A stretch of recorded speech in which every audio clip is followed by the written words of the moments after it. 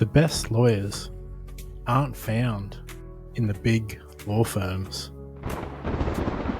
They're found in the stories of those who left.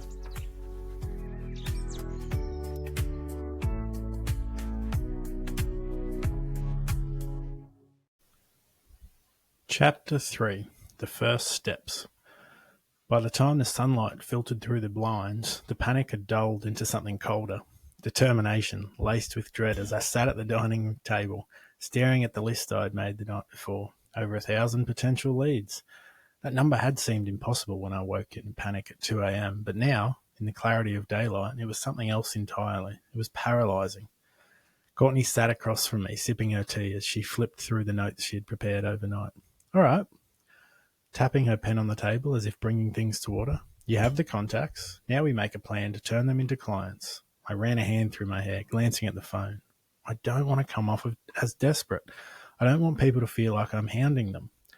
A puzzled crease formed between her eyes, the kind she saved when I said something truly backwards. You're not chasing. You're reminding them you exist, remember? You're offering something valuable. I wrestled with the words for a second before they broke free, revealing the real reasons. It still feels wrong, like I'm trying to be one of those guys, like I'm pushing something. I felt my words catching somewhere between embarrassment and truth. I don't want to be like the Wolf of Wall Street guy or a sleazy car salesman, clearly just trying to earn a commission. Courtney fixed me with a look that held no room for distraction or escape. So what do you want to be? My voice dropped as I sat back, the weight of my words catching me off guard. I want people to know I actually give a damn, that I care about doing a great job, that I genuinely want to help, that I care about more than just the money. I looked up at Courtney as she let the words hang for a moment before responding. That right there is all sales is. Conviction. Belief. The best salesmen aren't slick. They're just sure, and that makes people feel sure too. I lowered my chin slowly in agreement. So you think I can actually do this? My gaze fixed on her for any glimpse of doubt. Courtney responded calmly, confidently, and made sure she looked me right in the eyes. I know you can, but it only matters if you believe it. I met her stare. I'm getting there. She tilted her head. What are you staring at? A quiet warmth stirred in my chest. Just thinking how lucky I am to have you. It's like having a secret weapon. I'm not doing this alone. I've got you. We're a team. I can't really say I'm self-employed. Her mouth twitched, the barest flicker of emotion she attempted to hide. But it was just there if you watched carefully. She deflected the compliment like she always did. Well, you won't stay self-employed long if you don't get some clients first. Well, I've got 1,000 names, I gestured to the list, but I've got no idea where to start. Alphabetical, maybe? I offered it carefully, watching her face for signs of approval. She flipped to a fresh page in her notebook and started writing, clearly not impressed with my idea. Step 1, prioritize. Some of these contacts are potential direct clients, some are referral sources, some are just connections who might introduce you to the right people. Go through the list and categorize them. I interjected. Before that, though, Courtney leaned forward, eyes wide, voice firm. No, before that. It's time for action, not planning. It's ready, aim, fire, not ready, aim, ready, aim, ready, aim. I held up my hands in surrender. I promise I'm going to ready, aim, fire, but I've got to actually get registered with the Law Society so I can legally take on clients. Courtney put down the notebook as she stood up and gave a gentle knock to the top of my head as she leaned in for a kiss. Not just a hat rack, my friend. I got to get the kids to school, she added. But did you want to do the pickup? I blinked as a realization hit me. It was a normal question, and yet I realized I'd done it only twice in 3 years.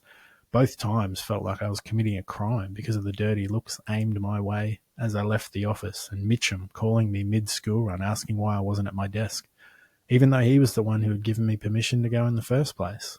And then there was that email. Why can't their mum do it? Isn't that her job? What a pig, I had thought at the time, and thought again now. But that pig was out of my life. I shook my head as if I could shake away all those years. As I returned to the moment, my tone expressed how excited I was to get some quality time with the kids. That would be awesome. Once Courtney and the kids were out the door, I grabbed my phone and called my old friend Andrew, who worked at the Law Society now. If anyone could walk me through getting my practicing certificate upgraded and trust account open, it was him. Jason, Andrew answered on the second ring. I was wondering when I'd hear from you. Heard you had quite the exit. I gave a low laugh, nodding my head as I remembered. Yeah, and now I need to make sure I get set up right. Can we catch up? I need to sort out my practicing certificate and get your take on a few things. Of course. His voice shifted easily into business mode. Coffee this afternoon? I got a meeting in the city, but I can squeeze you in. Relief coloured my voice. Perfect. See you then. I hung up and texted Courtney the good news. She responded instantly. First call and you've already got a meeting. You're a natural salesman. Later that day, I met Andrew at a small cafe in the city. His voice started with a serious register, brushing past the small talk. So, what's the plan? How are you setting yourself up? I met his question head on, no pretense. That's what I'm here to figure out. My voice firm and deliberate, replaying the steps in my mind. Practicing certificate first, then clients. The movement of his head was small but certain. A quiet endorsement, it was in the right order. We'll sort out the paperwork, no problem. But let me ask you this. Where do you think your first clients will come from? Aren't you worried about walking away from the firm? You were on track for a partnership, weren't you? I sat with this question for a moment before answering. I finally realised that I was becoming a person I hated to achieve partnership status.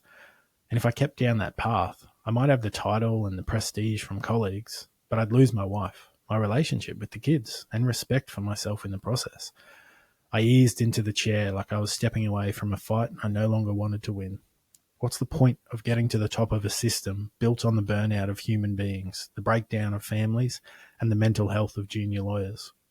Andrew sat back, eyes narrowing, not in challenge, but in processing. Like my words had opened a door in his mind he hadn't planned to walk through. Then he nodded once, almost involuntarily. I've never heard anyone say it like that before. I tossed the question out quietly, but it hung in the air. Am I wrong?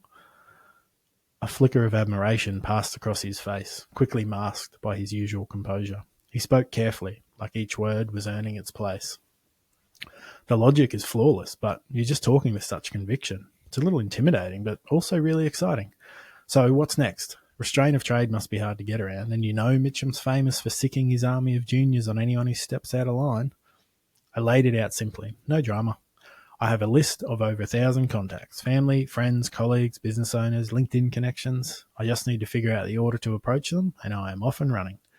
Andrew rubbed his chin, the wheels clearly turning as he sized up the road ahead. What's your offer? What do you mean? I asked, the conviction in my voice already fading. Well, what are you going to offer them when you reach out? The words felt almost like an accusation rather than a genuine question from a friend. Not wanting to admit I didn't have a full plan yet, I spat out the only plan I had at the moment, but I recognised the hesitation in my voice as I spoke, that I've gone out on my own and can accept clients. Andrew's expression tightened, his mouth pulling slightly to one side like he was weighing how honest to be. Okay. What? My voice cracked around the word like it was on thin ice. He didn't sugarcoat it. Well, you know there are like 4,000 lawyers in the state with principal practicing certificates.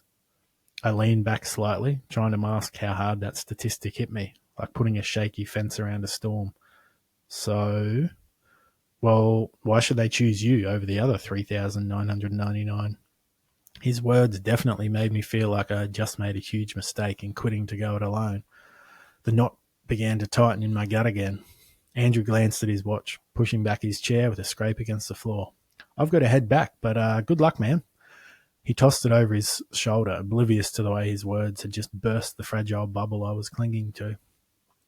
As I was about to get up to leave, I recognised a familiar face. Lara. She was a lawyer who had left the firm about 12 months ago to start her own business. She noticed me and waved. I gave a polite nod, but then she walked over and nodded toward the chair. Mind if I sit? Without waiting for a real answer, she sat down, putting her laptop bag over the back of the chair and placing her takeaway cup on the table. My shoulders tensed, but I forced a casual nod. Sure. I was a little unsure where this might go, as she'd left the firm on pretty bad terms, and whilst I'd never been one of the men treating her poorly, I hadn't spoken up when I saw the misogyny in action. I heard you finally escaped the mental assignment. She tossed the words out like half joke, half test. Remembering Lara was now self-employed, I thought I should take my chance to learn from someone who had made the leap and no doubt learned some lessons. I cautiously prodded. Yeah. How's things been for you since you left? Honestly, I wish I did it sooner. The first few months were a bit overwhelming, but I'd rather the steep learning curve and long hours learning to get clients and run my own business over being treated like a second-class citizen and scoffed at for wanting to be both a mum and a lawyer. Her words came out evenly, but there was strength in them, like she'd made peace with the hard parts. I'm sorry about that. I didn't realise how much guilt was welded into the words until they left my mouth. Hey, it wasn't you. Her voice softened, a small crack slipping through her composure. I shifted in my seat again, feeling like that version of myself, the quiet bystander, was still sitting across from her. Yeah, but it's weighed on me. Whenever I talked to Courtney about it, she would tell me I should speak up against Mitchum and the others, to call them on their bullshit. Her posture relaxed for the first time since she'd sat down, the tension slipping from her shoulders. I heard you gave him quite a serving last week. That's why I came over when I saw you sitting here, to say thanks. I stared down at my hands for a second before answering. Yeah, it just all came out after thinking about it for years. Lara tipped her coffee cup as a gesture of thanks. Well, kudos. From what I heard of your exit speech, you must be a man with a plan. So what's next for you? Andrew's questions were still swirling in my head. I've got the certificate coming. Just met with Andrew, actually, but right now I'm a bit lost where to start. I've got 1,000 contacts I can reach out to, but how do I know where to start and what to say? Do you mind if I pick your brain about how you went about it? I felt the uncertainty in my voice. Lara looked at her phone briefly, checking the time. Not at all. We're all working to take clients away from the Mitchums of the world, so happy to help a fellow self-employed lawyer. She tucked away her phone, then leaned forward, elbows resting lightly on the table. When she spoke again, there was a weight to her voice, the kind that only came from getting it wrong first. All right, here's the thing that took me a few months to realise. You think of them as a list of names, but you're missing the structure. You actually have 4 or 5 levels of potential in that list, and how quickly they send you business depends on the level of trust you have with them.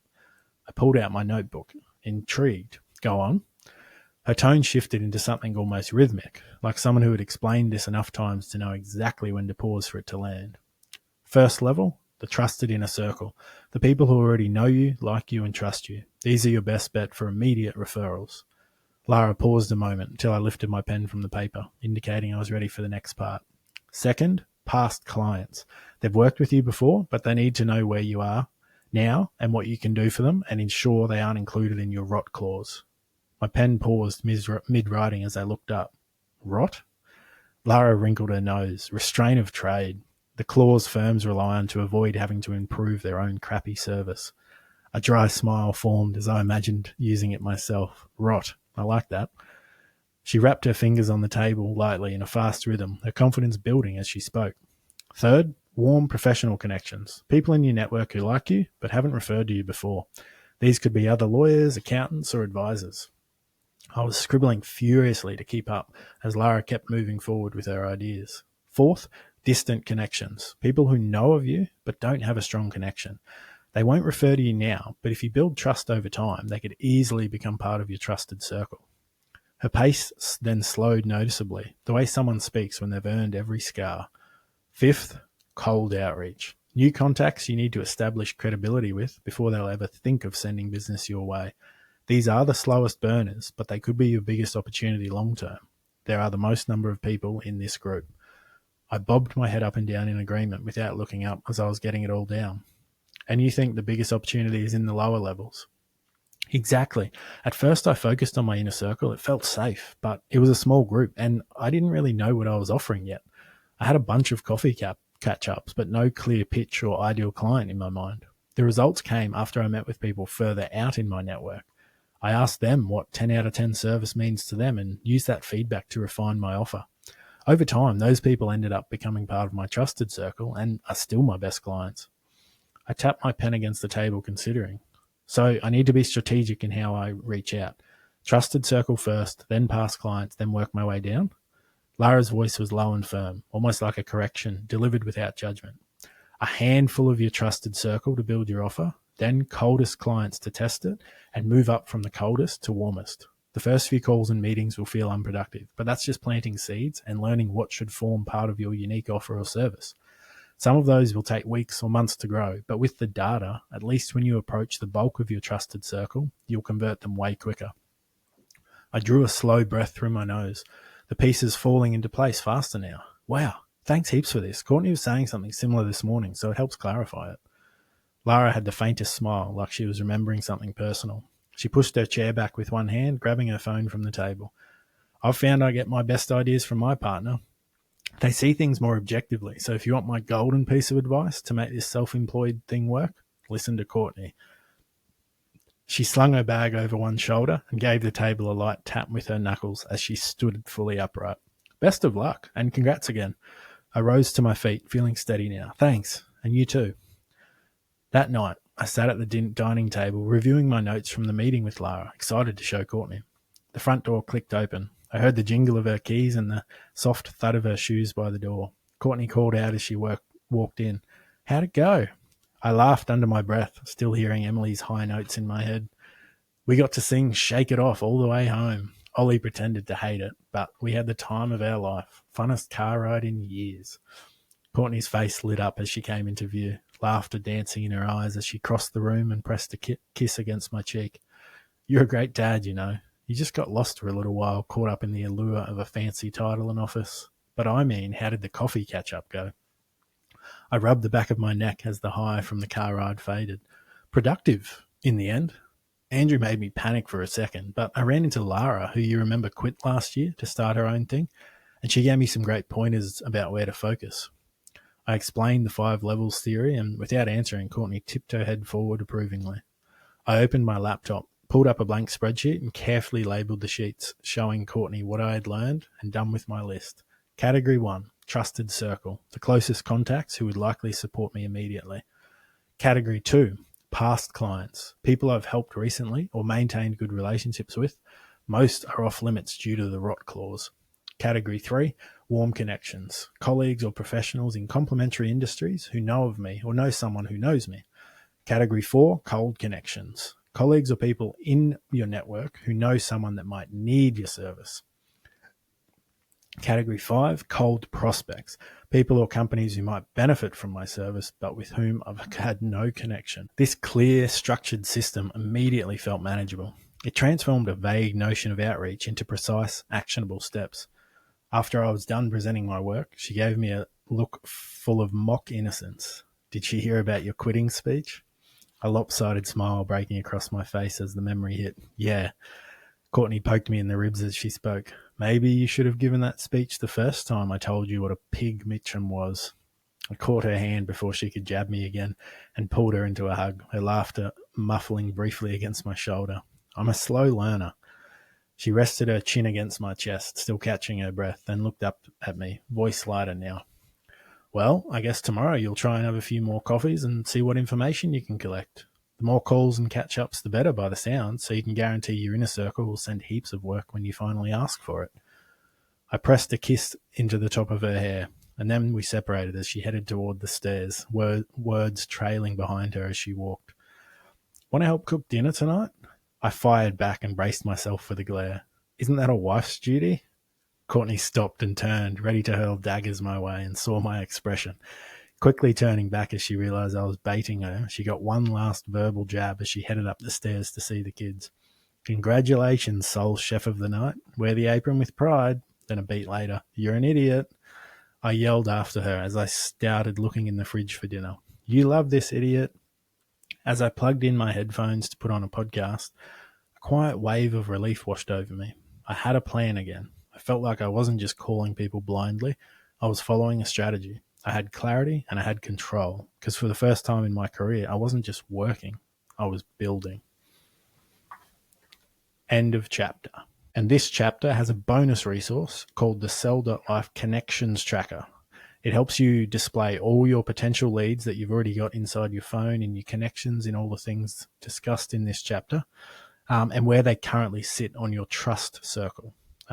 Plus, what feedback they're going to give you towards creating an offer so good, they would feel silly using another lawyer. So you can head over to the Cell.life/ the actual descriptions in the show notes, so you don't have to type it in. You can just click the link in the show notes.